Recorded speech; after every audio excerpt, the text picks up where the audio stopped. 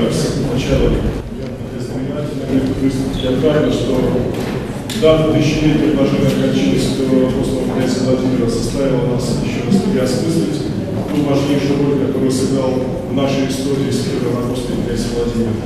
Очень часто мы говорим о князе Владимире как о политике, мы очень часто говорим о князе Владимире как воине, как победителе, мы очень часто говорим о князе Владимире как человеке, но достаточно редко мы говорим о том, что князь Владимир является святым, равноапостольным князем, что князь Владимир является примером святости для всего русского народа, что князь Владимир является примером святости прежде всего для тех, кому Господь верил в управление государства российского.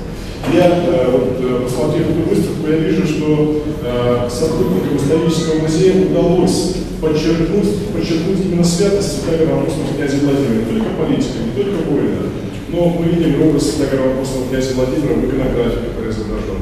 Мы видим иконы сыновей святого апостола князя Владимира, первых наших святых, русских святых, страстотерцев, князей Бориса и Глеба.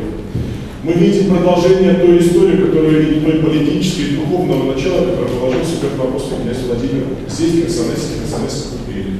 Но мы не должны забывать, что не только Херсонесская купель для нас важна, но и Киевскую купель мы не должны оставить, потому что из Херсонеса князь ушел в Киев, где крестил народ русский, киевлян крестил. Поэтому для нас, для русского мира, для нас, православных христиан, для нас нет этих политических границ, нет политических разногласий, которые, к сожалению, сегодня творятся. Мы должны, деятели культуры, деятели церкви Христовой, мы должны собирать наш народ, как некогда его собирал святой апостол князь Владимир. Я сердечно благодарю всех потрудившихся в создании этой выставки.